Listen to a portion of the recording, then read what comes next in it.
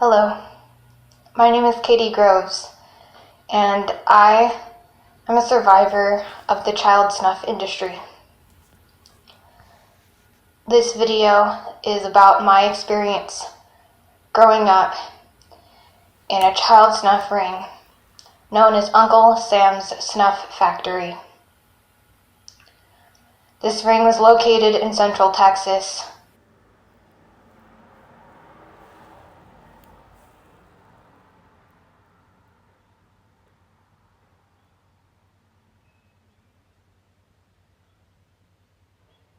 I will speak about it in the past tense only because I do not have current knowledge of its existence. But that does not mean I have any reason to believe that it has been shut down. Based on my hazy recollections, hazy because of the torture, the dissociation, the drugging, etc., the MK programming, I cannot give you an exact location, but I know that it was somewhere in Central Texas. My home was in Austin, and I recall the drives being about 45 minutes to get to this place. I recall it being in farmland, the entrance at least, but most of the ring being underground. Many people have a hard time believing that child snuff exists, that even snuff exists, then let alone that high-ranking government officials and military agencies orchestrate it. To believe that there are deep underground military bases that commit mass genocide against children, film it, and sell it on the black market for quote-unquote gore whores, snuff fiends, slop sluts, snuff kings. To watch it is unfathomable to most people. Unfortunately, that is reality, and that is a reality I know too well. I spent the first 17 years of my life being taken to that place on a near daily basis, sometimes held for longer periods of time, in which I was incarcerated, did not know if I would ever see daylight again. I've witnessed thousands of murders, largely of children of color, who were systematically targeted for their race by the white supremacist government, which runs the United States.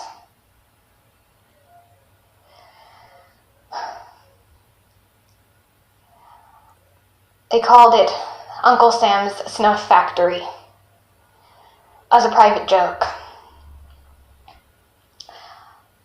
as if it was a mom and pop shop, a local business. Uncle Sam was supposed to be a friendly figure, a figure in American propaganda, supposed to look at like a father, like a friend. The Snuff Factory, also known as the Genocide Factory, is the very literal definition of hell on earth. It is not unique. There are other places like it all over the world. I have been trafficked there as well. But what I can say is there is no place like Uncle Sam's. It is one of those places where a person can get literally anything they want for the right price if they have the connections to be there. I have seen wealthy, aristocratic white women ordering children of color on menus to be delivered dead, cooked on platters in a wing of the place they called Cannibal's Kitchen. Was meant to be believed to influence somebody to pick up an AR-15 and drive from North Carolina to Washington to liberate the imaginary children from the imaginary basement of the pizza parlor. You are below a Subway sandwich shop. Yes! And Jerry is known to hang out down here. He likes world sounds. Tamales. And little boys. And children. I think that was his manager. No. We all have preferences. is. Hey, you are below a Subway sandwich shop. You think you're hot shit? Hey, what's my name? My other name. What do you call me? I'm just a kid who's 4. Each day I grow some more. I have seen wealthy, aristocratic white women ordering children of color on menus to be delivered dead, cooked on platters in a wing of the place they called Cannibal's Kitchen. And we do baby sacrifice and eat the baby. We kill the baby and eat it and drink the blood from it. And the reason I'm alive and the reason I survived is because I was born into an organized crime family involved with the CIA who ran this operation. And I had the genetics, the family background to be a candidate for perpetration, for continuing the cycle of violence, from being one of the quote-unquote leaders or members of the group involved. So I was kept alive for experimentation, for slavery, for use. I have fought my way out, and if you want to learn about that, you can watch any of the videos on my channel. It'll be informative. But I still suffer every day deeply with the post-traumatic stress. I have polyfragmented dissociative identity disorder as a result. It actually goes beyond polyfragmentation. I have something called exponential fragmentation, which I have spoken of in some videos I'll put in the description below, so that you can understand the level of trauma that this type of abuse can create.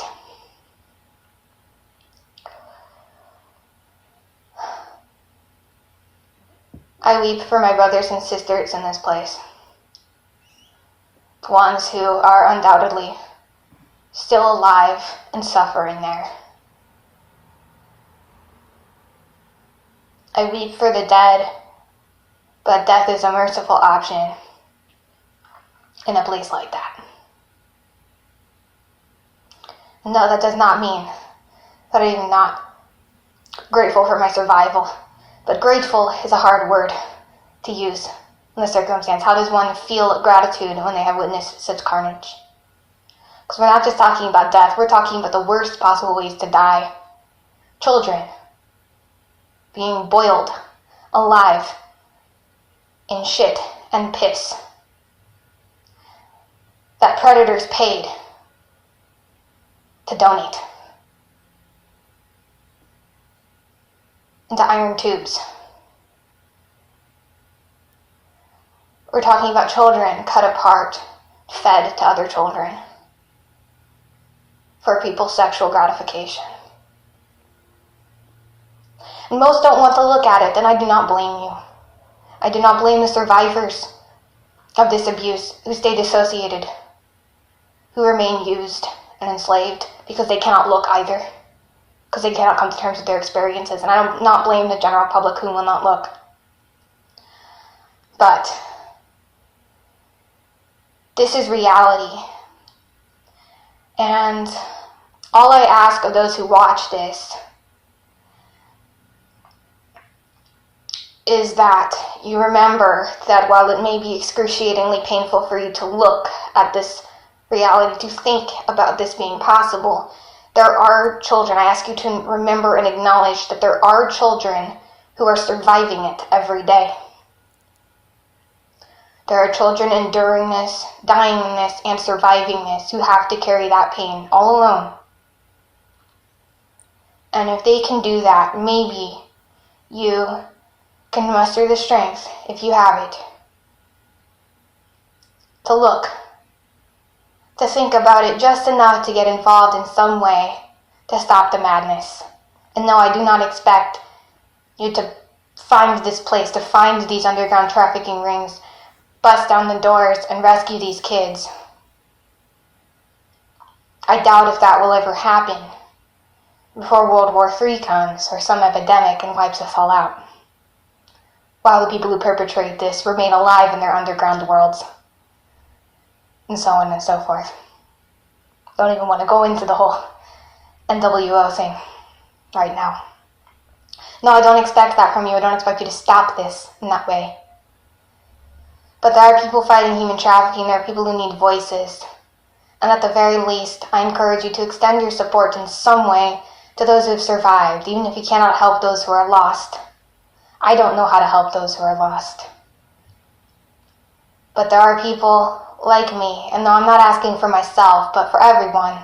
There are people like me who have survived these things who need help. They need therapists, we need doctors, we need lawyers, we need support, we need friends. We need new family because most of us have lost ours. And if you can be that for somebody, you can help the collective damage created by these rings. And hopefully one day that collective spirit will be strong enough to take this stuff out at its source, to go down into the trenches and actually rescue the majority of the children in child trafficking who never make it out. Thank you.